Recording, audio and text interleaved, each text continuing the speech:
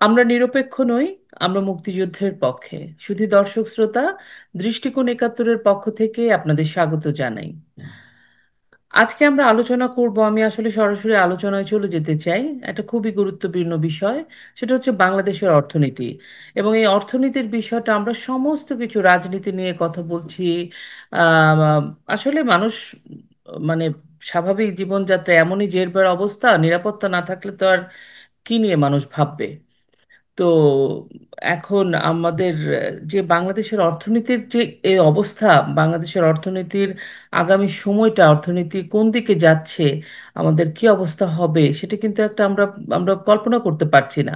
তো আমি চাই যে আমাদের আজকের যে দর্শক এসছেন, তিনি একজন অর্থনীতির অধ্যাপক এবং তিনি একজন অর্থনীতিবিদ এবং গবেষক। আম, বিদেশের একটা ইউনিভার্সিটিতে উনি অধ্যাপনা করেন। তিনি আমাদেরকে আজকে অর্থনীতি বিষয়টা নিয়ে কথা বলবেন, বাংলাদেশের অর্থনীতি নিয়ে। এবং এই যে আমাদের একটা ট্যারিফ আরোপ করা হলো, বা tariff tariff what is that, মানে এই জিনিসটা কি, এটা আমি চাই যে খুব সহজ সরল ভাষায় আমার বাংলাদেশের কৃষক যারা, চাষি যারা কৃষি কাজ করেন, তারাও যেন বুঝতে পারেন। সেইভাবে উনি আপনাদের মাঝে বুঝিয়ে বলার চেষ্টা করবেন আসলে কি এই ট্যারিফ, এবং এটাতে আমাদের কতটা লাভ হলো, কতটা ক্ষতি হলো, বা আমরা কোন জায়গায় দাঁড়িয়ে আছি, আমাদের কিভাবে কাজ করা উচিত, পুরো বিষয়টা নিয়ে সার্বিক আলোচনা করবেন। আমাদের সাথে যুক্ত হয়েছেন অধ্যাপক মামুনুর রশিদ। মামুন ভাই, আপনাকে দৃষ্টিকোণ একাত্তরের পক্ষ থেকে স্বাগত জানাই। আমি তো আমার ভূমিকাতে বললাম, আসলে এই প্রশ্নটা খুব আসে যে আপার ট্যারিফ কি, মানে কিভাবে হবে আমাদের। আপনি জানেন যে প্রান্তিক বিশাল একটা জনগোষ্ঠী আছে, যারা সবাই, সবার হাতে ফোন আছে, মোবাইল আছে, শুনতে পাচ্ছে সবকিছু, অনেক কিছু হয়তো বুঝতে পারছে না। আপনার কাছে যে প্রশ্নটা আমি সরাসরি জানতে চাই সেটা হচ্ছে, বাংলাদেশের উপর শুল্কর হার হ্রাস করে 20% নির্ধারণ করা হয়েছে। এতে কি আসলে বাংলাদেশের উপর শুল্কের হার কমেছে, নাকি এতে এক ধরনের শুভঙ্করের ফাঁকি আছে? কেননা এমনিতেই সাধারণ শুল্কের হার আছে 15%। এর উপর যদি আরও 20% আরোপ হয়, তাহলে ঘুরে ফিরে 35% শুল্ক দাঁড়ায়। আপনি কি আমাদেরকে বুঝিয়ে বলতে পারবেন? কারণ আগে তো এটা 15% ছিল, 15%। তো এই বিষয়টা একটু আপনি আমাদের দর্শকদের বুঝিয়ে বলেন। ধন্যবাদ আপা, আমাকে ইনভাইট করার জন্য আপনাকে আবারও ধন্যবাদ জানাচ্ছি। আমাদের টিমে যারা কাজ করছেন, ব্যাকগ্রাউন্ডে যারা কাজ করছেন, দর্শক যারা শুনছেন, তাদের সবাইকে শুভেচ্ছা জানাই। এবং এখানে আজকের প্রোগ্রামে জয়েন করার জন্য আপনাদের সবাইকে সর্ট অফ দেশের এই এমন অবস্থা, আসলে শুভেচ্ছা জানাতেও পারতেছি না, তারপরেও শুরু করতে হচ্ছে। আম, কত পরিমাণ মানুষ মারা গেছে দেশে তার কোনো আহ, হিসাব আমরা জানি না, বা এগুলোর কোনো অর্থনৈতিক ইমপ্লিকেশন তো অবশ্যই আছে, কিন্তু এগুলোর যে মানবিক ইমপ্লিকেশন সেটা কবে নাগাদ আমরা জানতে পারবো সেটাও জানি না। তারপরে আমরা একটা সাইড অন্তত কাভার করার চেষ্টা করি, অর্থনীতির দিকটা দেখি। আম, কি পরিমাণ ডিস্ট্রাকশন হয়েছে সেটার একটা মোটামুটি ব্রিফ স্টেজে আমরা যাব একটু পরে। বাট শুল্ক নিয়ে শুরু করি, যেহেতু এটা রিসেন্ট টপিক, এখন এখন ডিসকাস হচ্ছে বিষয়টা। তো আহ, প্রথমে বলি যে শুল্ক হচ্ছে আসলে এক ধরনের রেস্ট্রিকশন। এটা হচ্ছে আম, আমার নিজের ইন্ডাস্ট্রিকে বাঁচানোর জন্য আমি বাইরে থেকে যে পণ্যগুলো আসবে সেগুলোর উপরে এক ধরনের রেস্ট্রিকশন ইম্পোজ করলাম। তো রেস্ট্রিকশন কিন্তু অর্থনৈতিকভাবে হতে পারে, টাকা পয়সা দিয়ে, যেটা শুল্ক দিয়ে করা হচ্ছে, যেটা আমরা ট্যারিফ বেসড রেস্ট্রিকশন বলি। আবার নন ট্যারিফ বেসড রেস্ট্রিকশনও হতে পারে, বিভিন্ন ধরনের কোটা, আমরা অনেক সময় শুনেছি কোটা আছে, এমবার্গো আছে। আবার এই যে নন ডিসক্লোজার এগ্রিমেন্ট, যেটা এটা কিন্তু এক ধরনের নন ট্যারিফ বেসড রেস্ট্রিকশন, কিন্তু সেখানে অন্যান্য দেশের সাথে আমাদের কূটনৈতিক সম্পর্ক কি হবে সেটাও একটা বাধা দেওয়া হচ্ছে। তো আমরা শুল্কতে থাকি, শুল্ক হচ্ছে এক ধরনের অর্থনৈতিক economic figure based quantitative restriction. তো শুল্ক ইম্পোজ করা হয়, ঠিক করা হয় এই বেসিসে যে একটা দেশ যখন আরেকটা দেশে এক্সপোর্ট করবে, সো যেই দেশে আমি এক্সপোর্ট করতেছি, ফর এক্সাম্পল আমি এখন ইউএসএ তে আমার তৈরি পোশাক আমি রপ্তানি করব। সো ইউএস এর মার্কেট তার বিভিন্ন সুবিধা অসুবিধা বিবেচনায় নিয়ে তার নিজস্ব ইন্ডাস্ট্রিকে বাঁচানোর জন্য, বা আরো অন্যান্য ফ্যাক্টরকে বিবেচনায় নিয়ে সে আপনার উপরে এই শুল্ক ধার্য করতে পারে। তো শুল্কের দুইটা স্ট্রেট ভাগ থাকে, একটা হচ্ছে, এটা আসলে বিভিন্ন টার্মিনোলজি আছে, আমি ছোট করে আপনাকে এক্সপ্লেন করে দিচ্ছি। প্রথমটা হচ্ছে বেসিক বা এন্ট্রি ট্যারিফ যেটা বলে, সেটা হচ্ছে 15%। আপনি রাইটলি বলেছেন যে ইউএস হুম। মার্কেটে ঢুকতে গেলে আমার বেসিক ট্যারিফ হচ্ছে 15%। এটা ওকে। আগেও 15% ছিল। তো এখন যেটা অ্যাড করা হচ্ছে সেটাকে আমরা বলছি রিসিপ্রোকাল ট্যারিফ। তো এটা হচ্ছে দুইটা দেশের মধ্যে ট্রেডের ডিফারেন্স ব্যালেন্স করার জন্য এটা স্ট্র্যাটেজিক একটা মুভ হিসাবে এই রিসিপ্রোসিটির উপরে ভিত্তি করে এই রেটটা ঠিক করা হয়। তো দুইটা দেশ বসে নর্মালি ঠিক করার কথা যে আমরা কত পার্সেন্ট তোমাদের উপরে আহ, এই রিসিপ্রোকাল ট্যারিফ ধার্য করব। আমাদের ক্ষেত্রে একটু অন্যভাবে হয়েছে, আমাদের নেগোসিয়েশনটা ঠিক মতো হয় নাই। আমরা আরো স্ট্রংলি নেগোশিয়েট করতে পারতাম। আমি আপনাকে কিছু ব্যাকগ্রাউন্ড ফিগার বলি। আমাদের যে টোটাল এক্সপোর্ট হয় লাস্ট ইয়ারে, ফর এক্সাম্পল $47 বিলিয়ন আমরা এক্সপোর্ট করেছি, সেটার হুম ভিতরে হুম আমেরিকাতে এক্সপোর্ট করেছি আমরা 18%-এর মতো, 18%। তো হুম হুম। আমাদের এই 18% হচ্ছে রাফলি যদি বলি আপনাকে অ্যারাউন্ড $8 বিলিয়ন মতো আমরা ইউএসএ তে এক্সপোর্ট করেছি। তো এর এগেনস্টে ইউএসএ থেকে আমরা ইম্পোর্ট করি হচ্ছে প্রায় অ্যাবাউট $2 বিলিয়ন মতো। তো এটার যে ডিফারেন্স $6 বিলিয়ন ট্রেড, যে ডিফারেন্সটা আছে, সেই ডিফারেন্সের উপর ভিত্তি করে এই রিসিপ্রোকাল ট্যারিফটা সেট করা হয়েছে। তো এই রিসিপ্রোকাল ট্যারিফ সেট হয়ে টোটাল এখন আমাদের ট্যারিফ হয়ে দাঁড়াচ্ছে 35%-এর মতো। 15 + 20% আমরা টোটাল 35% ট্যারিফ দিব আর কি। তো ট্যারিফের এই রেটটা ট্রাম্প অ্যাডমিনিস্ট্রেশন আসার পরে অন্যান্য দেশের ক্ষেত্রেও এই ধরনের ট্যারিফ উনি ধার্য করেছেন ওনার অ্যাডমিনিস্ট্রেশন। সো সবার ক্ষেত্রে বিবেচনায় নিলে হয়তো লোয়েস্ট ব্রাজিল মনে হয় পেয়েছে 10%-এর মতো, যুক্তরাজ্য 10%, ফকল্যান্ড আইল্যান্ড মনে হয় ব্রাজিল কি 10% না 8%? আম, 10-এর নিচে মনে হয় যেতে পারবে না মোস্ট ও প্রবাবলি, আচ্ছা কারণ আচ্ছা। ইউনিভার্সাল রেট হচ্ছে 10%। 10%, ওর ওকে। নিচে মনে হয় যাওয়ার চান্স নাই, আমি জানি না এক্সাক্ট ফিগারটা 8% কিনা। আচ্ছা, কোথাও দেখছিলাম, ভুল দেখতে পারি তাহলে। জি, তিনটা মনে হয় কান্ট্রি ছিল ওই লোয়েস্ট রেঞ্জে, সেটা হচ্ছে যুক্তরাজ্য, ব্রাজিল এবং মনে হয় ফকল্যান্ড আইল্যান্ড বা এরকম কিছু হুম একটা। আর উপরের দিকে তো এটা sky is the limit. But hmm. আমরা যেটা পেয়েছি সেটা কম্পারেটিভ ওয়েতে খুব খারাপ না, খুব ভালোও না। বাট যেহেতু এডিশনাল কস্ট, এটা আমাদের এক্সপোর্ট ভ্যালুকে কমিয়ে দিবে। এটা হচ্ছে স্ট্রেট ফরওয়ার্ড এক্সপ্লেনেশন। ওকে। এটার থেকে বাঁচার উপায় হচ্ছে এক্সপোর্টের ফিগার বাড়াইতে হবে, বেশি বেশি এক্সপোর্ট করতে হবে এবং ইম্পোর্টের কস্ট কমাইতে হবে, এক্সপোর্টের কস্ট কমাইতে হবে। এখন কিন্তু জি, বলেন। মামুন ভাই, এখানে একটা প্রশ্ন, এই যে এক্সপোর্ট বাড়াতে হবে, তো আমাদের তো মনে করেন অনেক এক্সপোর্ট আমরা ভারত দিয়ে করতাম বা কি এরকম অনেক ব্যাপার ছিল। তো সেটাও কিন্তু আপনি আমাদেরকে একটু বুঝিয়ে বলবেন যে এক্সপোর্ট বাড়াতে হবে বললেই যে আমাদের কতটা ফেভারেবল সিচুয়েশনে আমরা এই মুহূর্তে আছি গতটা বছরের তুলনায় বা 2023-এর তুলনায়, সেটাও একটু আপনি যদি এক্সপ্লেন করেন। প্রথম ডিসফেভার হচ্ছে overall it will give a negative signal যে যেসব দেশেই শুল্ক এডিশনালি অ্যাড হয়েছে সেই সব দেশের জন্য এটা একটা এডিশনাল কস্ট, সোজা কথা। এখন এই কস্টটা হয়তো যদি উইদিন লিমিট থাকতো, বায়ারের সাথে কিছুটা শেয়ার হইতো, যে বায়াররা আমাদের কাছ থেকে কিনেন তাদের সাথে শেয়ার হতো আর কি। তা এখন যেহেতু গ্লোবালি বেশিরভাগ দেশই সমভাবে এফেক্টেড, ফর এক্সাম্পল ভিয়েতনামও এফেক্টেড, চায়নাতে অবশ্যই এফেক্টেড, হুম ইন্ডিয়াতে 25% অ্যাড হয়েছে। তো যারা মোটামুটি তৈরি পোশাক উৎপাদন করে এবং রপ্তানি করে ওরা সবাই মোটামুটি ধরেন 5% এদিক সেদিক করে এফেক্টেড হয়েছে। তো সেক্ষেত্রে কি হবে যদি বড় ধরনের কোনো ডিসকাউন্ট না পাওয়া যায়, তাহলে কনজিউমার মার্কেটে এই তৈরি পোশাকের দাম কিন্তু বাড়বে, কারণ পুরো ইন্ডাস্ট্রি এফেক্টেড হয়েছে। তো সে ফর এক্সাম্পল গ্লোবালি 80% যারা এক্সপোর্ট করে, China, Bangladesh, Vietnam, India, Pakistan, এরা সবাই এফেক্টেড। সো ইভেনচুয়ালি আপনার তৈরি পোশাকের দাম বাড়বে। সেই দামটা কিন্তু এসে পড়বে আমার ওই শ্রমিকের উপরে, কারণ বড় এক্স্যাক্টলি। বায়ার যারা আছে, পাওয়ারফুল বায়ার যারা আছে, ওরা কিন্তু একটা লিমিটের বাইরে গেলে তার শেয়ার করবে না, কস্ট শেয়ার করবে না। তো সেটা চলে আসবে আমার ওই শ্রমিকের উপরে। সেখানে দেখবেন যে এখন আমার শ্রমিকের যেই অবস্থা দেশে, ওদের নাই কোনো নিরাপত্তা, মেয়েরা বেরোইতে পারতেছে না, আমাদের বেশিরভাগ শ্রমিক হচ্ছে মহিলা, তাদের নিরাপত্তা নাই। তারপরে পুরুষরাই চাকরি পাচ্ছে না, মেয়েরা চাকরি পাবে কোত্থেকে? তো ওই মেয়েদেরকে রিপ্লেস করবে পুরুষ দিয়ে, আমার যতটুকু মনে হচ্ছে।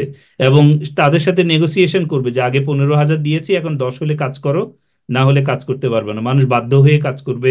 এবং ফোর্সড লেবার যেটা, এটাতে ওই ওই স্টেজে আমরা আবার ফেরত যাব, এবং সেখানে আরো লেবার নিয়ে যতগুলো টর্চার আগে হতো সেটা আবার ফেরত আসবে। সেকেন্ড কথা যেটা বলছিলাম, যে ইন্ডিয়ার কথাটা তুলেছেন, বা আমাদের যে কিছু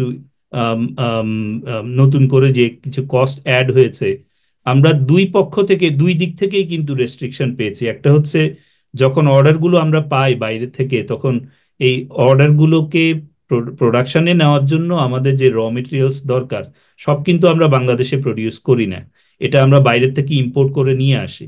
তো এর একটা অংশ আমরা ইন্ডিয়া থেকে ইম্পোর্ট করতাম, যেটার উপরে এখন ব্যান আছে। তো সেখানে আমার ইম্পোর্ট কস্ট বাড়বে। আবার অন্যদিকে চিন্তা করলে যে ইন্ডিয়ার মাধ্যমে আমরা এক্সপোর্ট করতাম, আমাদের লজিস্টিক সাপোর্ট যেহেতু ইন্ডিয়ার মাধ্যমে, সেটা আমরা এখন জানি যে ইন্ডিয়া এটা সরাসরি ব্যান করে দিয়েছে, এবং সেক্ষেত্রে 2 থেকে 3 হাজার কোটি টাকা সরকার বলছে যে এডিশনাল কস্ট বাড়বে। তো এটা সরকারি হিসাবে 2 থেকে 3 হাজার, আমার হিসাবে এটা আরো অনেক বেশি, 5 থেকে 6 হাজার কোটি টাকার এডিশনাল কস্ট হবে। তো এটা হচ্ছে বড় যেই এক্সপোর্টাররা আছে আমাদের, বড় যে প্রডিউসাররা আছে, তারা হয়তো বায়ারের সাথে নেগোশিয়েট করে এদিক সেদিক কিছু কমিয়ে টিকে থাকতে পারবে। কিন্তু মিড লেভেলে প্রডিউসার যারা, বা লো লেভেলে সাপ্লায়ার যারা ছিল, তাদের পক্ষে এই কম্পিটিশনে টিকে থাকা কোনোভাবে সম্ভব হবে না। তো আমার বেসিক্যালি বড় একটা ইন্ডাস্ট্রি, 40 বছরের ইন্ডাস্ট্রি, যেটা দাঁড় করানোর জন্য অন্তত 5টা সরকার লেগেছে আমার।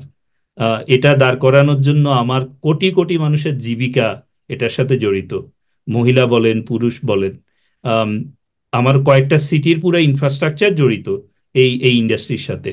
আমার বাইরের দেশে আমার যত সুনাম, সেই সুনাম জড়িত এই ইন্ডাস্ট্রির সাথে। আমি সামনে কিছু হতে চাইবো দেশ হিসাবে, $500 বিলিয়ন ইকোনমি রেখে গেছেন শেখ হাসিনা, $500 ট্রিলিয়ন ইকোনমি, এর একটা বড় কন্ট্রিবিউশন আসে এই ইন্ডাস্ট্রি থেকে। তো এই এই যে আমার ওভারঅল দেশ হিসাবে যে একটা ইমেজ, সেই ইমেজটা এই ইন্ডাস্ট্রির সাথে জড়িত। অথচ এই ইন্ডাস্ট্রিটাকে টিকিয়ে রাখার জন্য মোটামুটি যা যা করা দরকার ছিল সরকার ঠিক তার উল্টোগুলো করেছে। পুরা উল্টা জিনিস, যা যা করার দরকার সেটা করেছে। 18% হচ্ছে আমার আমেরিকাতে এক্সপোর্ট। আমরা গত 1 বছরে কোনো স্টেপ নিই নাই এটাকে ডাইভার্সিফাই করার জন্য। আমরা রিলায়েন্স বাড়িয়ে রেখেছি। আমাদের ইন্টেনশন ছিল যে এমন একটা শক্তিকে আমাদের চারপাশে আমরা রাখবো, যেন আমাদের ক্ষমতা দীর্ঘস্থায়ী হয়। এটাই ছিল মনে হয় আমাদের ইন্টেনশন। আদারওয়াইজ আমরা এটাকে ইজিলি হয়তো কিছু কাটছাট করে ডাইভার্সিফাই করতে পারতাম। জি আপা। মামুন ভাই, আমি এইখানে দুইটা প্রশ্ন আপনাকে করতে চাই। সেটা হচ্ছে যে উম, এই যে বললেন যে $500 ট্রিলিয়ন অর্থনীতি বিগত সরকার, আওয়ামী লীগ সরকার, শেখ হাসিনা সরকার রেখে গেছে। হ্যাঁ, এইটা কি এরকম মনে হয়? কারণ আমি যদি গত 2008-এর আগের নির্বাচনের আগের, গত মানে 16 বছরের আগের কথা বলি, তাহলে এক এক সরকার আসতো, আরেক সরকার যেত, আবার সরকার আসতো, একটা পলিটিক্যাল টার্মোইল সারাক্ষণ ছিল। এই যে একটা 16 বছরে একটা দেশের এই যে একটা স্টেবল অবস্থা, সেটা কি শুধু আপনার মনে হয় না যে এই গভর্নমেন্টটা স্টেবল ছিল বলে? অবশ্যই ওনার রাজনৈতিক কূটনৈতিক সমস্ত কিছু তো ছিল, বিচক্ষণতা ছিল, ব্যবসায়ীদের একটা স্টেবিলিটি ছিল, সেই জন্য এটা সম্ভব হয়েছিল, এরকম কি মনে হয়? এটা একটা প্রশ্ন। আরেকটা প্রশ্ন হচ্ছে এই যে তাহলে বারবার আম, এই যে ট্যারিফ যখন এই যে 20%-এ নেমে আসলো, টোটাল 35%, কিন্তু এখানে কিন্তু বর্তমান উপদেষ্টা মণ্ডলীর শফিকুল সাহেব বা সবাই বলছে খুব, আমরা ইভেন আসিফ নজরুলও বলছে আমরা খুব কিছু করে ফেললাম। তাহলে কি এটা কি জনগণকে এক ধরনের ব্লাফ দেওয়া নয়? সাধারণ জনগণ যারা নাকি এই যে শ্রমিক, আপনি এই রাজনীতির এই স্টেবিলিটির বিষয়টা, আনস্টেবল হলে তো আবারও সেম জায়গায় আমরা চলে যাচ্ছি। ব্যাপারটা কি এই রাজনৈতিক মানে আনস্টেবিলিটিকে একটা দায় দায়িত্ব নাকি? এটা আপনার ব্যাখ্যা করার কি? আহ, প্রথম প্রশ্নটা হচ্ছে যে আমাদের ইকোনমিক গ্রোথের সাথে লিডারশিপ বা স্ট্যাবিলিটি, পলিটিক্যাল স্ট্যাবিলিটির সম্পর্ক কি। আপনি যদি একটু ডাইমেনশনটা চেঞ্জ করেন, তাহলে দেখবেন যে আম, যারা একটা একটা একটা ইকোনমির বেজ হচ্ছে প্রোডাকশন। যে কোনো জি, ইকোনমির বেজ হচ্ছে production of goods and services. জি। আপনি যত ফাস্টার প্রোডাকশন করতে পারবেন, যত কম খরচে প্রোডাকশন করতে পারবেন, আপনার এই প্রোডাকশনের থ্রুতে আপনি কতগুলো মেসেজ দিবেন। প্রথম মেসেজটা হচ্ছে যে আপনার ইকোনমি প্রোডাকশন করার মতো যোগ্যতা রাখে, আপনার ওই রিসোর্সেস আছে। আরো আপনি মেসেজ দিচ্ছেন যে আপনার ইকোনমি গ্রো করতেছে, সো বাইরের থেকে মানুষজন আসবে, তারা ইনভেস্ট করবে, এবং আপনার তখন ব্যাংকিং সেক্টর ভালো হবে, আপনার আপনার স্টক মার্কেট ভালো হবে। তো এই মেসেজটা আসে ইকোনমিক গ্রোথ থেকে। তো ইকোনমিক গ্রোথের একটা বড় শর্ত হচ্ছে যারা ইনভেস্ট করবে তারা দেখতে চায় যে ফর ফরসিয়েবল ফিউচার আমার টাকাটা সেখানে নিরাপদ, আমি এখান থেকে কম খরচে কিছু একটা নিয়ে যেতে পারবো, আমি আমার দেশে টাকাটা নিয়ে যেতে পারবো, এবং এই দেশে আমি প্রোডাকশন করতে পারবো। এক্স্যাক্টলি। আপনার মনে আছে যে আমরা এইটাকে সাপোর্ট দেওয়ার জন্য আওয়ামী লীগ সরকার 2009 সাল থেকে স্টেপ বাই স্টেপ, শুধু লিডারশিপ না বা পলিটিক্যাল স্ট্যাবিলিটি না, আওয়ামী লীগ সরকার স্টেপ বাই স্টেপ তাদের ভিশন চেঞ্জ করেছে। প্রথম নর্মাল ছিল ইকোনমিক গ্রোথ ডেভেলপমেন্ট, সোশিও হুম ইকোনমিক হুম হুম। ডেভেলপমেন্ট ছিল। যখন 2009 সালে আসার পরে শেখ হাসিনা সরকার প্রথম এই বটম 10% পপুলেশনকে কাভার করার চেষ্টা করেছে। যারা যারা পঙ্গু, যারা আম, বিধবা, এবং বিভিন্ন ভাতার মাধ্যমে সামাজিক কার্যক্রম, সামাজিক অবকাঠামো যেগুলো, এগুলোকে আমরা অনেক সময় ইকোনমিক্সের ভাষায় বলি সর্ট অফ মাইক্রো প্রবলেমস বা মাইক্রো ক্রাইম। এই এই এই লোয়ার লেভেলের যে বটম 10% পপুলেশনকে টেক কেয়ার না করলে আপনার এই ক্রাইমটা উপরের দিকে উঠতে থাকবে এবং অন্য জায়গায় সমস্যা তৈরি করবে। সো আওয়ামী লীগ সরকার কেয়ারফুলি ওটাকে স্টপ করেছে প্রথম, এরপরে মিড লেভেল থেকে ইনসেনটিভ দেওয়া শুরু করেছে। তারপরের ধাপে আপনি আসছেন ডিজিটাল বাংলাদেশ, তারপরের ধাপে আপনি আসছেন স্মার্ট বাংলাদেশ।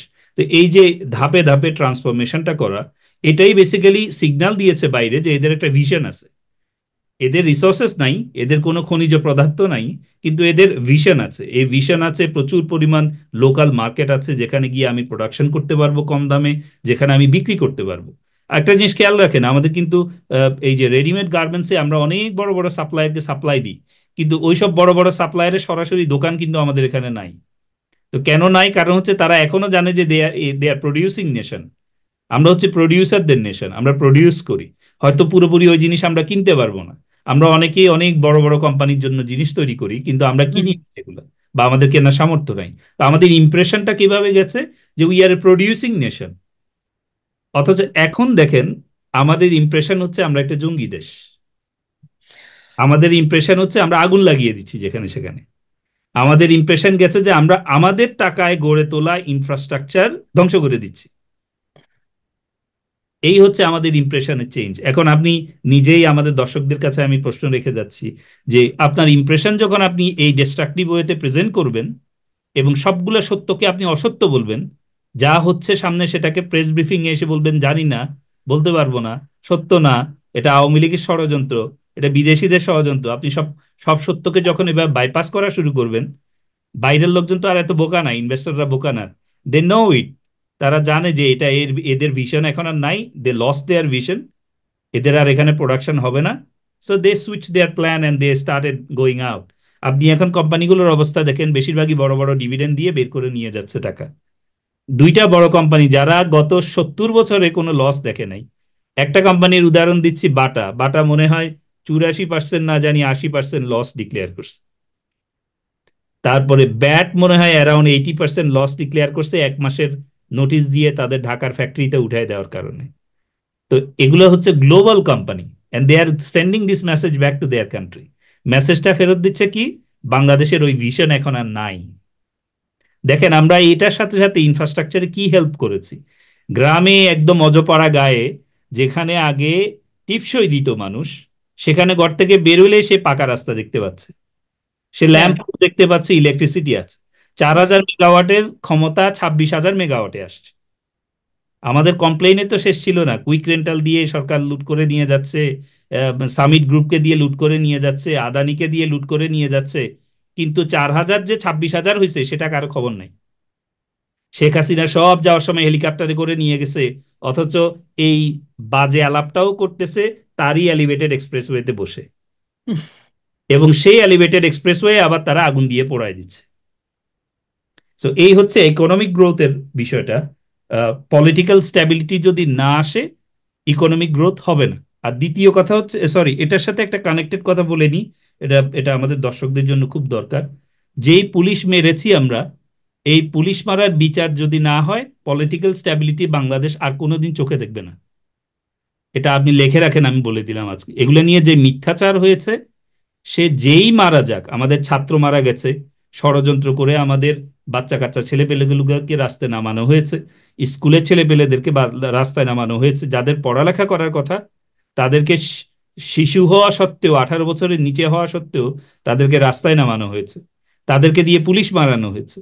এই পুলিশ মৃত্যুর যদি প্রপার বিচার না হয়, বাংলাদেশে পলিটিক্যাল স্ট্যাবিলিটি আসবে না। এটা নিয়ে বারবার ঝামেলা হইতে থাকবে। এর পরেরটা আসেন, ট্যারিফ নিয়ে বললেন যে weather this is a bluff. এখন যেই যেই লোকগুলো প্রত্যেকটা কথায় এমন ভাবে মার্কেটিং করছে যে তারা অনেক কিছু নিয়ে আসছে, অনেক বড় রেপুটেড পার্সনকে তারা নিয়ে আসছে বাংলাদেশে হেড করার জন্য। আমি আপনার ট্যারিফ ইস্যুতে ব্লাফে যাওয়ার আগে একটা এক্সাম্পল দিই। এই ডক্টর ইউনুসকে আপনি নিয়ে আসার জন্য বাংলাদেশের কয়জন স্বনামধন্য ব্যক্তিকে আপনি অপমান করেছেন? আপনি বাংলাদেশের পুরো কৃষ্টি কালচারকে রিসেট করেছেন। আমি বঙ্গবন্ধু শেখ মুজিবুর রহমানে গেলাম না, 32 নম্বরে গেলাম না। আমি একটা উদাহরণ দিই আপনাকে। এক ইউনুসকে রেপুটেবল বানাইতে গিয়ে প্রফেসর প্রফেসর বলে আপনি মুখের ফেনা তুলে ফেলতেছেন।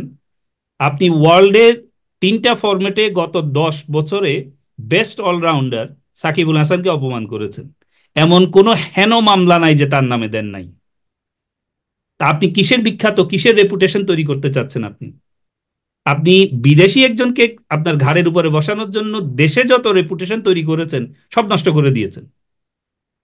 আপনি কিসের রেপুটেশন তৈরি করবেন? আর এই যে ব্লাফের কথা, ট্যারিফের ব্লাফ, ওনার ওই প্রেস সেক্রেটারির ওই স্টেটমেন্টের পরপরই মানুষ হাহা দেয়া শুরু করেছে। হ্যাঁ। মানুষ আসলে এখন সবকিছুই ডাবল চেক করে। কোনো ইনফরমেশন আসার পরেই মানুষ ডাবল চেক করে যে আসলে এই যে ইনফরমেশনটা তারা বলছে এটা কতটুকু ট্রু। আমি এই ব্লাফের সাথে একটা স্টেটমেন্ট জুড়ে দিই আপনাকে, এটা আমি গতকালকে লাইভের মধ্যে বলেছি। সেটা জি, হচ্ছে বলেন। যে ট্যারিফ আপনি 35% হোক, 30% হোক, বা 0% হোক, এটা তো অ্যাপ্লাইড হবে আপনার প্রোডাকশনের উপরে। হুম। আপনি প্রোডাকশন করবেন, এক্সপোর্ট করবেন, তখনই না ট্যারিফ আসবে। ট্যারিফ আসবে।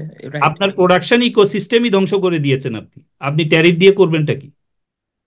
এই ট্যারিফটা হচ্ছে সিম্পলি একটা এক্সপ্লিসিট মার্কেটিং এর প্রোপাগান্ডা বেসিক্যালি, আপনাকে এটা নিয়ে ব্যস্ত রাখার জন্য, আর কিছু না। এটা নিয়ে আপনাকে কিছুদিন ব্যস্ত রাখবে। নন ডিসক্লোজার এগ্রিমেন্ট, এটা নিয়েও আপনাকে কিছুদিন ব্যস্ত রাখবে। তারা বেসিক্যালি আন্ডারগ্রাউন্ডে অন্য কাজ করতেছে। এই সংস্কার নিয়েও আপনাদেরকে ব্যস্ত রাখা হচ্ছে, 1 বছর আমাদেরকে ব্যস্ত রাখছে এটা নিয়ে। কোনো সংস্কারে কিছুই হয়নি। এই পুরা জুলাই আন্দোলনের ব্যাপারটা এখন দাঁড়িয়ে আছে শুধু একটা বিষয়ের উপর, সেটা হচ্ছে যারা মারা গেছে তাদের ইনভেস্টিগেট করে, ময়না তদন্ত করে সেটার বিচার করা। দেখেন, এরা কোনোদিনও বিচারটা করে না, এগুলা নিয়ে কথাও বলে না। ওরা শুধু কাকে ফাঁসি দিতে হবে আর কাকে জেলে নিতে হবে সেটা নিয়ে ব্যস্ত, কিন্তু আসলে যেটার জন্য এদের ফাঁসি হওয়া উচিত, বিচার হওয়া উচিত, সেটার কোনো ইনভেস্টিগেশন নাই। সো এই পুরো সিস্টেমটাই একটা এটাকে আমরা স্ক্যাম বলবো আর কি। এই পুরো জুলাই আগস্টটা হচ্ছে একটা একটা একটা স্ক্যাম। স্ক্যাম। এই স্ক্যামকে তারা এখন বিভিন্নভাবে জাস্টিফাই করার চেষ্টা করতেছে। আজকে এটাকে সাকসেস বলতেছে, কালকে ওটাকে সাকসেস বলতেছে।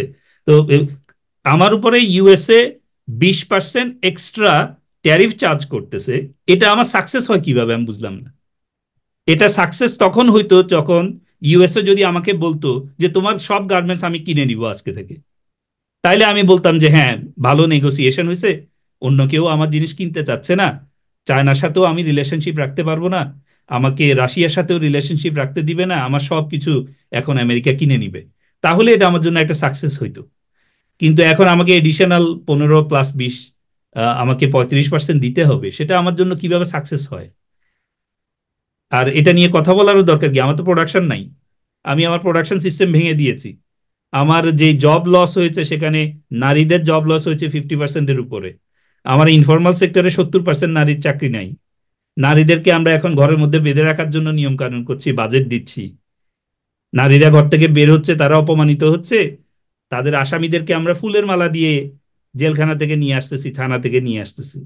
তো আমরা বাইরে মেসেজটা দিচ্ছি কি, এই দেশে নারীরা নিরাপদ না। তো নিরাপদ যদি না হয়, নারীদের রেপের বিচার হচ্ছে না। আমার গার্মেন্টস সেক্টরে 50%-এও বেশি হচ্ছে নারী শ্রমিক। তো আমি বাইরে তো অলরেডি মেসেজ দিয়ে দিয়েছি যে আমার গার্মেন্টস সেক্টর শেষ। তো সেখানে এসব ট্যারিফ দিয়ে তো আমার কোনো কাজ হবে বলে মনে হয় না। হ্যাঁ, এখানে আরেকটা প্রশ্ন, আসলে এই যে রাজনৈতিক অস্থিতিশীলতার প্রশ্নটা তো আমি আপনাকে করলামই। তো এখানে আমি জাস্ট কম্বাইন করে দুটো, আমার কাছে সামনে যে প্রশ্নগুলো আছে তার মধ্যে কম্বাইন করে দুটো প্রশ্ন আমি করতে চাই। সেটা হচ্ছে যে আমাদের প্রায় মানে সব দেশেই কিন্তু শুল্কের হার মোটামুটি সেম। ইন্ডিয়া যদি আপনি বাদ দেন বা কিছু রাষ্ট্র, আর আপনি ব্রাজিল বা এরকম কিছু রাষ্ট্র যদি বাদ দেন, যুক্তরাজ্য, তো এমনকি আমাদের যে প্রতিযোগী দেশ, আমাদের যাদের সাথে আমরা বলি, ভিয়েতনাম, ইন্দোনেশিয়া, মানে ওদের উপরও শুল্কের ব্যাপারটা কিন্তু একই রকম। তাহলে এই যে কম্পিটিটিভ একটা মার্কেট আমাদের জন্য তৈরি হলো, আমরা তো কাইন্ড অফ, বাংলাদেশের গার্মেন্টস কাইন্ড অফ মনোপলি টাইপেরই ছিল। তো আমরা কি ওই যে একটা যে অবস্থা, এদের সাথে কম্পিটিশন, এইসব রাষ্ট্রগুলোর সাথে, এবং আমাদের দেশ থেকে ব্যবসাও আপনি বললেন গুটিয়ে চলে যাচ্ছে, অনেক কালকেই বা কেউ বলছিলেন যে ভারতেও চলে যাচ্ছে অনেক ইন্ডাস্ট্রি। সো এই অবস্থায় যে আমরা তো কম্পিটিশনেও টিকতে পারবো না, আমাদের রাজনৈতিক স্টেবিলিটিও নাই, তাহলে আপনি এই অর্থনীতিটার, আমি পোশাক শিল্পের অর্থনীতি ব্যাপারটা বলছি, আপনি এটার ভবিষ্যৎ কি দেখতে পাচ্ছেন? ভবিষ্যৎ নাই। দেখেন ভিয়েতনামের ইন্টারেস্ট কি, ভিয়েতনাম আমাদের চাইতে বেশি এক্সপোর্ট করে আমেরিকাতে। হুম। ওরা অনেক বেশি এক্সপোর্ট করে আমেরিকাতে। তো যার কারণে তাদের জন্য এই 20% বা হোয়াট এভার রেট, তাদের জন্য এটা খুব সিগনিফিকেন্ট। ওকে। আমাদের হচ্ছে 18% মাত্র। তো সেক্ষেত্রে আমাদের উচিত ছিল আগে থেকেই, যখন বুঝতে পারছি যে আমেরিকার সাথে আমাদের কোনো ঝামেলা হচ্ছে বা কিছু হচ্ছে, বনিবনা হচ্ছে না, সেটা আমরা অন্যভাবে ডাইভার্সিফাই করার দরকার ছিল। আর আরেকটা জিনিস ভুলে যাওয়ার আগে বলি, ইলেকশনের একটা ভাব কিছুটা তৈরি হচ্ছে, তারা বলছে ইলেকশন দিবে দিবে না, দিবে দিবে না। এই ধরনের আনসার্টেনটিতে অতীতে যখন ফিক্সড করা ছিল যে ইলেকশন হবে আগামী মাসে, তখনও ইলেকশনের আগে পরে আমাদের ট্রেড ভ্যালু কমে যায়, এক্সপোর্ট কমে যায়, কারণ একটা আনসার্টেনটি থাকে। কারণ যারা বাইরে থেকে আপনাকে অর্ডার দিবে, তারা অর্ডারটা দিবে এই বেসিসে যে কারা ইলেকশনে জিতবে, কারা সরকার হবে, তাদের পলিসি কি হবে, সেটার উপর ভিত্তি করে অর্ডারটা আসবে। এখন আপনি আজকে বলতেছেন জানুয়ারিতে ইলেকশন, কালকে বলতেছেন ফেব্রুয়ারি, মার্চ, এপ্রিল, তারপরে কয়দিন পরে আবার বলতেছেন মানুষ আমাকে 5 বছর চায়, তারপরে আবার বলতেছেন না এপ্রিল মাসে দিয়ে দিব। তো এই যে আনসার্টেনটি আপনি তৈরি করতেছেন, কোন বায়ার আছে এই আনসার্টেনটির মধ্যে আপনাকে অর্ডার দিবে? আর অন্যদিকে আপনি কম্পিটিটিভনেস বলছেন, সেই একই আনসার্টেনটি তো ভিয়েতনামে নাই, সেটা চায়নাতে নাই। তা আমি ইজিলি ওদের কাছে চলে যাচ্ছি না কেন? একটা কারণে আমাদের বায়াররা যাইতে চাচ্ছে না সেটা, বা যাচ্ছিল না, সেটা হচ্ছে আপনি যখন একটা দেশে ইনভেস্ট করেন, আপনারও তো কিছু ইনভেস্টমেন্ট হয়েছে এখানে। তো হ্যাঁ, রাইট। সহসা মানুষ উঠে যেতে চায় না। মানুষ তো 16 বছর, বায়াররা 16 বছর এদেশে খুব ভালো ছিল। তারা যেটাই, আমাদের রানা প্লাজার দুর্ঘটনা হয়েছে, আমাদের তাজরিনের দুর্ঘটনা হয়েছে, এত ম্যাসিভ দুর্ঘটনার পরেও আমরা কুইকলি এই সেক্টরটাকে আমরা রিস্ট্রাকচারিং করছি। এক্স্যাক্টলি। তো লেবার লেবার রুল থেকে শুরু করে, লেবার সেফটি রুল থেকে শুরু করে, আমাদের গার্মেন্টস সেক্টরে মনে হয় এখন নিয়ার অ্যাবাউট 100% গার্মেন্টস ফ্যাক্টরি বড় যারা, এরা সবাই ইউরোপিয়ান স্ট্যান্ডার্ড মেনে চলে, অ্যালায়েন্স স্ট্যান্ডার্ড মেনে ফ্যাক্টরি রিসেট আপ করেছে। তো গ্লোবালি আমাদের এই সুনামগুলো তৈরি হয়েছে। তো এই সুনামগুলোর জন্যই অনেক বায়ার আছে যারা যেতে চাচ্ছে না বা যেতে চাচ্ছিল না। তো এখন যদি আপনি কনসিস্টেন্টলি তাদেরকে একটা ইমেজ দেন যে না এই এই দেশ আর নাই, আমরাই চাই না তোমরা আসো, তো কে আসবে বলেন? তার মানে কি অনেকটা এরকম যে, তার মানে না এটাই সত্যি। তাও আপনি যেহেতু অর্থনীতির মানুষ, আপনি ব্যাপারটা ভালো বুঝিয়ে বলেন, এবং আপনার কথাটার যতটা গুরুত্বটা অন্যরকম। তা মানে এই এই গভর্নমেন্ট বা যারা এখন ক্ষমতায় আছে বা যারা ক্ষমতাটা চালাতে চাচ্ছে আগামী সময়টাতে, যারা ক্ষমতায় থেকেও যেতে চাচ্ছে, তারা অনেকটা পুশ করছে বাংলাদেশের অর্থনীতিটা আসলে ধ্বংস হয়ে যাক, ধ্বংস হয়ে বাংলাদেশের পাঁজরটা ভেঙে যাক। এটা ইন্টেনশনাল। এটা ইন্টেনশনালি। ইন্টেনশনাল, নাইলে আপনি এই ধরনের পলিসি নিতেন না। আমি যদি এখানে যদি অশিক্ষিত মানুষ ইকোনমিক্স চালাইতো, আমি বুঝতাম যে না, অশিক্ষিত লোক চালাচ্ছে, তার অভিজ্ঞতা নাই, সে ভুল করছে, ঠিক আছে আমি মেনে নিলাম। আপনার গভর্নর একজন ইকোনমিস্ট, আপনার অর্থ উপদেষ্টা ইকোনমিস্ট, আপনার শিক্ষা উপদেষ্টা ছিল উনিও ইকোনমিস্ট, আপনার প্রধান উপদেষ্টা ইকোনমিস্ট। তো আপনার এই ইয়েতে বাণিজ্য উপদেষ্টা বাংলাদেশের স্বনামধন্য ব্যবসায়ী পরিবার থেকে আসছে। তো সেখানে আপনি কিভাবে বলবেন যে এই লোকগুলো অশিক্ষিত, তারা ইকোনমিক্স বুঝে না, তারা সিদ্ধান্ত নিতে পারে না? আপনার ইকোনমি পুরো ধ্বংস হয়ে যাচ্ছে, আপনি ব্যস্ত ইসলামিক ব্যাংকগুলো নিয়ে। তো এটা তো অবভিয়াসলি একটা মেসেজ দেয় যে আপনি দেশটাকে ধ্বংস করে দিয়ে পুরো ব্যাংকিং সেক্টর একটা খাতে, একটা একটা গোষ্ঠীর হাতে তুলে দিচ্ছেন। এটা তো it gives a very clear signal. এটা যদি অশিক্ষিত লোক করতো আমি বুঝতাম যে না ঠিক আছে, উনি বুঝতে পারে নাই, এজন্য মানে করছে। আপনি তো সব টপ ক্লাস ইকোনমিস্ট, বড় বড় জায়গা থেকে লেখাপড়া করে আসছে। মানে আইরনিটা হচ্ছে যে, মানে প্রধান প্রধান উপদেষ্টা ইউনুস, উনি পৃথিবীর বিভিন্ন দেশে এত বছর যে যে লেকচার দিয়ে আসলেন, হার্ভার্ডের মতো জায়গায় উনি লেকচার দেন, অর্থনীতি নিয়ে, মাইক্রো ক্রেডিট নিয়ে কথা বলেন, নিজের দেশের অর্থনীতির উনি 12টা বাজিয়ে দিলেন। এটা একটা অদ্ভুত ব্যাপার। এখন উনি এটাকে নিজের দেশ হিসেবে মানেন কিনা সেটাও একটা কথা। সেটাও একটা প্রশ্ন। কারণ যেই লোকগুলো এখন দায়িত্ব আছে এরা কিন্তু they belong to no country, তাদের কোনো বর্ডার নাই। They only know one thing is how to impose their power, and অথবা হাউ টু আর্ন অন্যের মানি। অন্যের এজেন্ডা কিভাবে বাস্তবায়ন করতে হয়। They are simply working as agent. তো তাদের কাছে, আমাদের কাছে দেশটা হচ্ছে একটা স্বাধীন দেশ, কষ্ট করে মানুষ এটা স্বাধীন করছে। তাদের কাছে এটা তো স্বাধীন দেশ না। তাদের কাছে এটা হচ্ছে জাস্ট অ্যানাদার স্ট্র্যাটেজি, তাদের কাছে just another page in the strategy, আর কিছু না। আর একটা হাইপোথেসিস। 18 কোটি মানুষের জীবন জীবিকা নিয়ে তারা ছিনিমিনি খেলতেছে, ইচ্ছাকৃতভাবে রিসেট করতেছে, যেটাকে ইচ্ছা সেটা রিসেট করতেছে। এবং কোনো গোল ছাড়া রিসেট, কোনো ভিশন নাই। রিসেটের ভিশনটা কি? আমি কি চাই, এই রিসেট থেকে কি আসবে? আমার তো কোনো ভিশন নাই যে আমি এখানে যাইতে চাচ্ছি এই রিসেটটা করে। আপনি 10টা ইসলামী ব্যাংক ছিল, এগুলাকে ফোর্স মার্জার করে আপনি সবগুলা জামাতের হাতে তুলে দিচ্ছেন। তা আপনার ভিশনটা কোথায় থাকলো আর? আপনি পুরো ইকোনমি ধ্বংস হয়ে যাচ্ছে, আপনার ব্যাংকিং সেক্টর চলে ইকোনমিক্সের উপর ভিত্তি করে।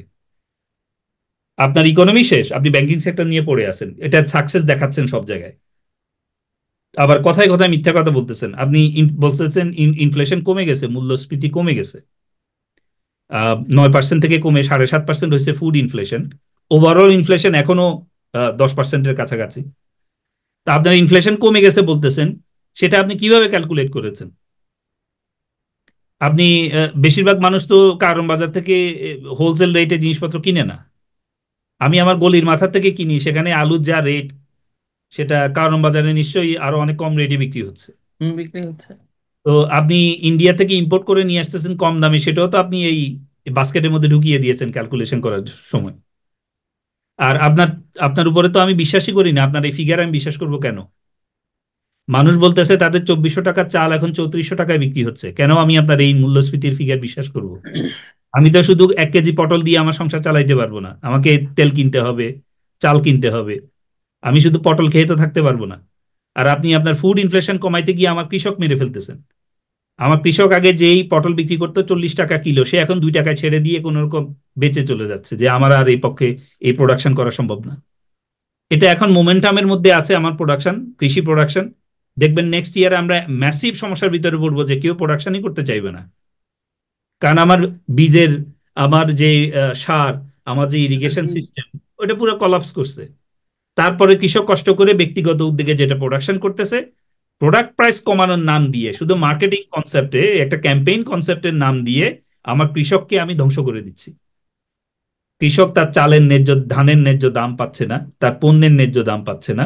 কারণ আমার অবজেক্টিভ হচ্ছে প্রোডাক্টের প্রাইস কমানো, মানুষকে দেখানো জিনিসপত্রের দাম কমছে। হুম। এই প্রোডাক্টটা প্রডিউস করে কে? আমার কৃষক, সে তো মরে যাচ্ছে। হ্যাঁ, আমি একটা ডিসেম্বর বা জানুয়ারিতে একটা ছবি দেখেছিলাম। একটা মানে একটা ফুলকপির ক্ষেত, কৃষকটা সমস্ত ফুলকপি গুলো নিজে নিজে ছিঁড়ে কেটে টুকরো টুকরো করে ফেলছে এবং কান্না করতেছে, কারণ ফুলকপির এতই কম দাম, যেটা যে বাজারে নিয়ে বিক্রি করাটাও তার জন্য একটা বার্ডেনের মতো হয়ে গেছে। তো ওখানেই সে সবকিছু নষ্ট করে দিছে। এরকম তো হচ্ছেই এখন। আহ, এখন যেটা হচ্ছে, আমি একদমই আমাদের কথা শেষ দিকে চলে এসেছি। আর একটা বিষয় আমি আপনার কাছে জানতে চাই, এই যে আপনি বললেন যে বড় বড় মিলিয়ন বিলিয়নস অফ ডলার যে যারা বিনিয়োগ করেছে, বিভিন্ন সময় ব্যবসা করছে, পোশাক শিল্প, তাই আমি বেশি মৎস্য শিল্প, বিভিন্ন শিল্প, বিভিন্ন দেশের মানুষের সাথে এখানে এই ইন্টারেস্টটা জড়িত আছে, এবং দেশের যে অর্থনীতি ধীরে ধীরে ধীরে মরে যাচ্ছে। কিন্তু ওই বিচারে গত 1 বছরে এই খবরগুলার কিন্তু কোনো ইন্টারন্যাশনাল এক্সপোজার আমরা কোথাও দেখি না। যেটা আমরা দেখি সেটা হচ্ছে যে বিভিন্ন কিছু ফেক নিউজ। ইভেন তো আপনি বড় বড় ইন্টারন্যাশনাল যে সংস্থাগুলো আছে, হিউম্যান রাইটস সংস্থা বলেন, বা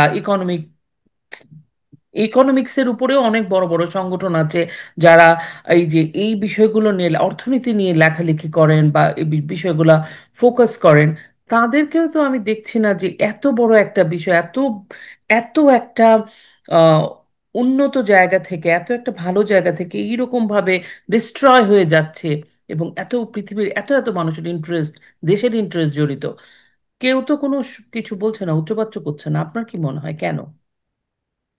মোস্ট প্রবাবলি যেটা ইস্যু হতে পারে সেটা হচ্ছে নিউজটা তো আমরা বটম টু টপ ফিড করি। সো হুম আমরা হুম। আমাদের তো মিডিয়া পুরোটা 5ই আগস্টের সময় দেশদ্রোহী গোষ্ঠী দখল করে নিয়েছে, প্রত্যেকটা মিডিয়াতে তাদের লোক। তো এখন কিছু লোক কথা বলছে কয়েকটা মিডিয়াতে, যেমন আমরা আহ, এর মধ্যে নিউজ পেপারে লেখার জন্য পাঠিয়েছি, সেগুলো ওরা পাবলিশ করবে না। বলেছে এখানে সেন্সিবল বা অনেকগুলো টপিক আছে যেগুলো সেন্সিটিভ, সেগুলো ছাপানো যাবে না। তা আমি বলছি ঠিক আছে, তখনই আমি বাধ্য হয়ে বেসিক্যালি ফেসবুকে লেখা শুরু করেছি, কারণ বোঝাই যাচ্ছে যে ওদের এজেন্ডা এজেন্ডা আছে আর কি। তো এখান থেকে তো ফিড হয়ে ইনফরমেশনটা বাইরে যায়, সেখান থেকে বড় বড় নিউজ পেপারগুলো সেগুলো পাবলিশ করে। তো ইভেন বাইরে থেকে যেগুলো পাবলিশ হয়েছে সেগুলো কিন্তু আমাদের দেশের নিউজ পেপার এটাকে পাবলিশ করছে না। আমি একটা উদাহরণ দিই আপনাকে। ডিসেম্বর মাসে 2024-এর ডিসেম্বর মাসে এস আলম গ্রুপের মালিক আলম সাহেব, উনি আহ, সিঙ্গাপুরে আছেন এখন ফ্যামিলি নিয়ে। ওনার ওনার উনি সেখানকার সিটিজেন, পুরো ফ্যামিলি নিয়ে সিটিজেন ওখানে। উনি ডিসেম্বর মাসে ওনার লয়ারকে ইউজ করে উনি বাংলাদেশে ওনার বিরুদ্ধে এবং ওনাকে জড়িয়ে আওয়ামী লীগ এবং শেখ হাসিনার বিরুদ্ধে যেসব অভিযোগ করা হয়েছিল, ওনার কোম্পানিগুলোর বিরুদ্ধে যে অভিযোগ করা হয়েছিল যে এত বিলিয়ন টাকা পাচার করে নিয়ে গেছে, ঋণ খেলাপি হয়েছে, এগুলোর বিরুদ্ধে উনি অভিযোগ করে ওয়ার্ল্ডের ওয়ান অফ দ্য লার্জেস্ট এবং পপুলার লয়ার ফার্মকে ইউজ করে উনি বাংলাদেশে কিন্তু চিঠি পাঠাইছিল, কমপ্লেন করছিল। এটা ফিনান্সিয়াল টাইমস পাবলিশ করছে, কিন্তু বাংলাদেশে কোনো নিউজ পেপার পাবলিশ করে নাই। তো এটার রেজাল্ট কি হয়েছে? জানুয়ারি কি ফেব্রুয়ারির দিকে এস আলমের 7টা কোম্পানিকে সরকার অপারেট করার জন্য পারমিশন দিছে। এক। দ্বিতীয় কি হয়েছে, এই রিসেন্টলি খবর পেলাম যে এস আলমের প্রত্যেকটা কোম্পানি যারা লোন নিয়েছিল বিভিন্ন ব্যাংক থেকে, তারা প্রত্যেকটা ব্যাংকের লোনের এগেনস্টে যতটুকু মিনিমাম পেমেন্ট তার করলে তার লোনটা ক্লাসিফাই হবে না, সে মিনিমাম পেমেন্ট তারা সবসময় করে গেছে। তারপরেও সেন্ট্রাল ব্যাংকের চট্টগ্রাম ব্রাঞ্চ থেকে ইনস্ট্রাকশন দিয়ে রাজনৈতিক কারণে এই এস আলমের লোনগুলোকে ক্লাসিফাই দেখানো হয়েছে। ওকে। এটা কেন দেখানো হয়েছে? কারণ এটা এখন অনেক বড় রাজনৈতিক জিনিস, শেখ হাসিনার সাথে সরাসরি রিলেট করতে পারতেছে। শেখ হাসিনার সাথে কিভাবে রিলেট করে? একটা মিটিং উনি হয়েছিল মনে হয় এস আলমের সাথে, শেখ হাসিনার সাথে অ্যাজ এ বিজনেসম্যান, সেটাকে এরা বারবার নিয়ে আসতেছে। আসলে কাহিনী অন্য জায়গায়। কাহিনী হচ্ছে এস আলম হচ্ছে বাংলাদেশের মোটামুটি একমাত্র কোম্পানি যারা জামাত ইসলামের ইসলামী ব্যাংকে হাত দিয়েছে। এখন এটাকে যতভাবে রাজনৈতিকভাবে খারাপ করে, ডাউনগ্রেড করে এটা সুবিধা নেওয়া যায়, সেটা হচ্ছে মেইন ব্যাপার। বাট মিডিয়ার কথা যেহেতু বলেছেন, ফিনান্সিয়াল টাইমসের মতো একটা পত্রিকা এটা ছাপাইছে, বাংলাদেশে কোনো নিউজ পেপারে এটার কোনো রিপোর্ট আসে নাই। কারণ তারা জানে যে এটা বাংলাদেশের রিপোর্ট আসলে মানুষ এটা নিয়ে কথা বলবে, যে অ্যাসালমের নামে যে টাকা পাচারে কথাবার্তা বলা হচ্ছে সেটা আসলে সত্যটা কতটুকু। কারণ এই ফিগারগুলো যখন আমরা সেন্ট্রাল ব্যাংকের কাছ থেকে চাই, তারা আমাদেরকে সরাসরি কোনো ফিগার দিতে পারে না। আপনাকে একটা উদাহরণ দিই, বাংলাদেশের ব্যাংকিং সেক্টরে 2009 সালে শেখ হাসিনা যখন আসছিলেন তখন 2 ট্রিলিয়ন বাংলাদেশি টাকা ছিল আমাদের। 2 ট্রিলিয়ন ছিল ডেপোজিট, অ্যারাউন্ড 2 ট্রিলিয়নের মতো ছিল আমাদের লোন 2009 সালে। 2009 সালে। হ্যাঁ, হুম টোটাল ব্যাংকিং সেক্টরে হুম। হুম 2 ট্রিলিয়ন ছিল লোন, 2 ট্রিলিয়ন ছিল ডেপোজিট। টোটাল ছিল ফর এক্সাম্পল ধরেন রাফলি এবার 4 ট্রিলিয়ন বাংলাদেশি টাকা। হুম 2024-এ যখন শেখ হাসিনা চলে যান, হুম। হুম। তখন আমাদের এই লোন এবং deposit independently near about 18 trillion Bangladeshi টাকা এবং প্রায় 17 বা 17.5 ট্রিলিয়ন বাংলাদেশি টাকা হয়েছে। উনি সব লুট করে নিয়ে যাওয়ার পরেও বাংলাদেশের ব্যাংকিং সেক্টরের ডিপোজিট এবং লোনকে near about 8 to 9 fold increase করে দিয়ে গেছে। এই জন্য সেন্ট্রাল ব্যাংকের গভর্নর যখন একটা মিটিংয়ে তুলতেছিল হুম। যে থেকে হাজার হাজার কোটি টাকা নিয়ে গেছে, তখন সিটি ব্যাংকের সিইও এটাকে সরাসরি প্রতিবাদ করছে যে আমরা এই ফিগারগুলো ইউজ করতেছি কিভাবে কিভাবে ক্যালকুলেট করি, কয়দিন পর পর এসব ফিগার থেকে আসে। দেখেন এত লুট করার পরেও বাংলাদেশে এই এখন পর্যন্ত কোনো ব্যাংক সরাসরি ডিক্লেয়ার দিয়ে ব্যাংক্রাপসি ঘোষণা করে নাই। না। গত 1 বছরে কোনো ব্যাংকে ডিক্লারেশন ছিল না। বরং কেন? একটা একটা ব্যাংক 300 থেকে 400% প্রফিট করছে রিসেন্টলি। ব্র্যাক ব্যাংক 343% মনে হয় প্রফিট ঘোষণা করছে।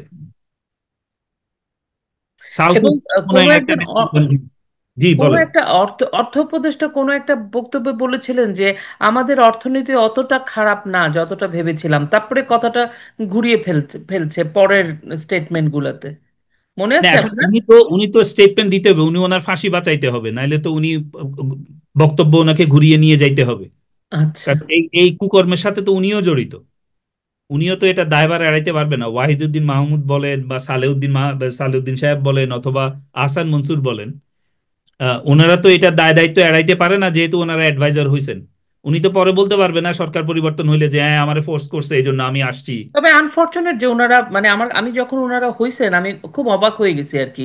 কারণ ওনারা তো জানতেন যে কিভাবে অ্যাডভাইজার চুজ হচ্ছে, আসলে ঘটনাটা কি ঘটেছিল।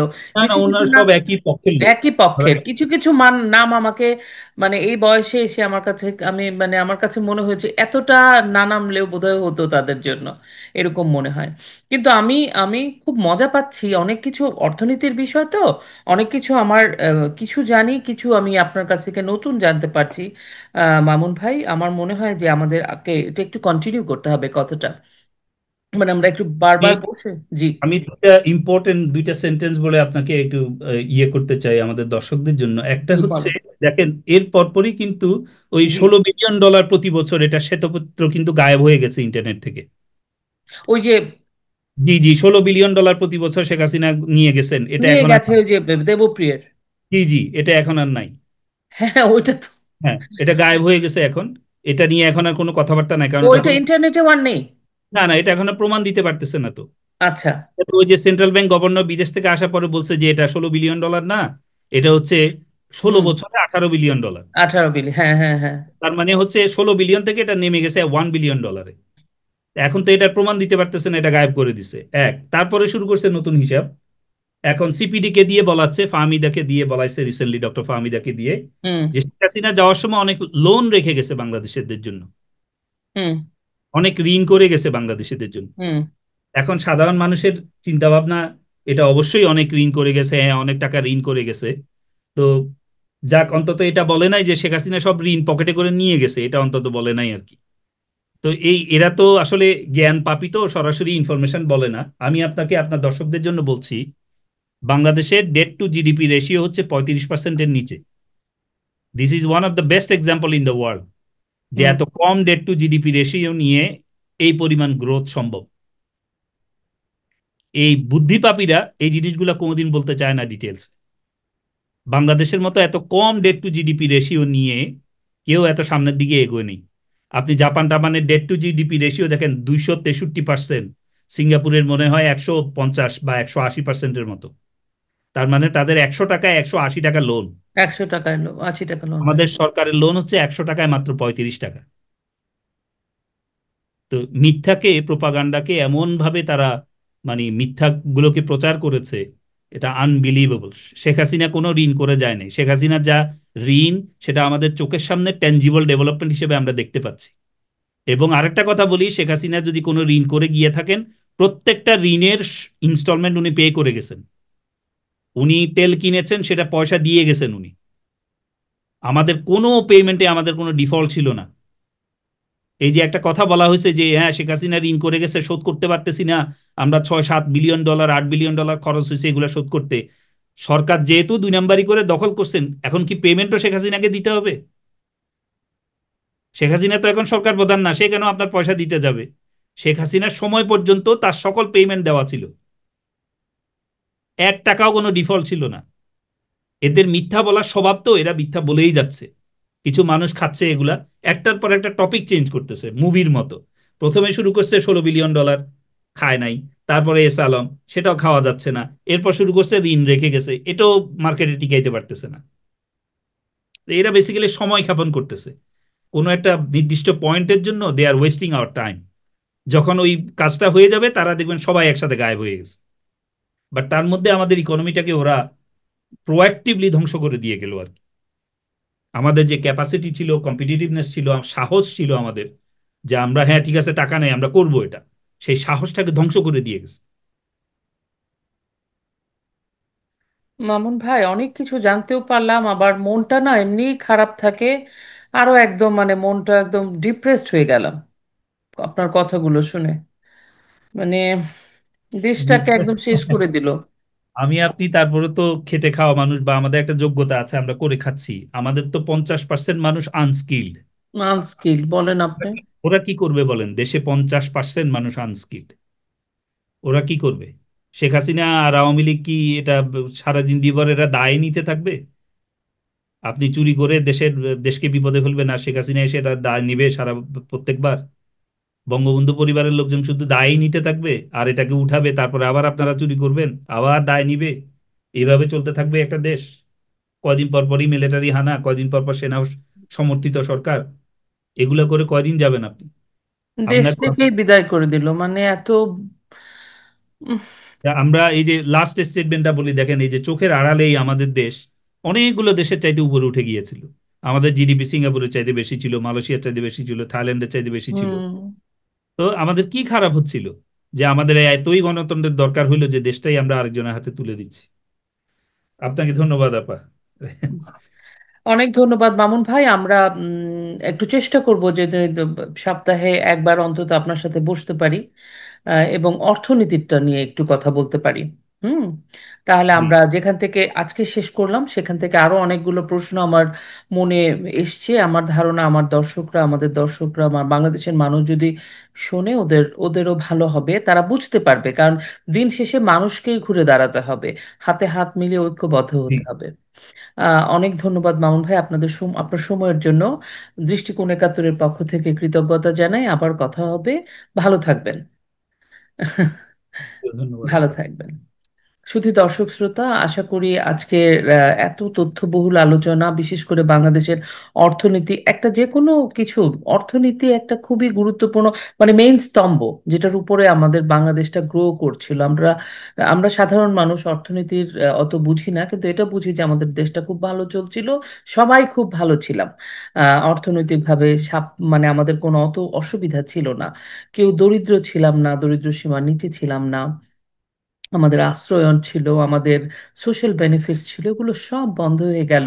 এবং ভবিষ্যতে যদি এরকম চলতে থাকে আমাদের কি হবে, সেই সময়গুলো আমরা অনুধাবন করানোর আমাদের অতিথি আজকে চেষ্টা করলেন, অধ্যাপক মামুনুর রশীদ। আশা করি ওনার সাথে আবারও আমরা বসবো। আপনারা আমাদের সাথে থাকবেন, আবারও কথা হবে। নিরাপদে থাকবেন, ভালো থাকবেন। প্রতিবেশীর দিকে এবং বাড়ির কন্যা সন্তান, শিশু এবং আপনার তরুণ ছেলে মেয়ে, ওদের দিকে খেয়াল রাখবেন। আপনাদের সবাইকে মঙ্গল কামনা করি। জয় বাংলা, জয় বঙ্গবন্ধু।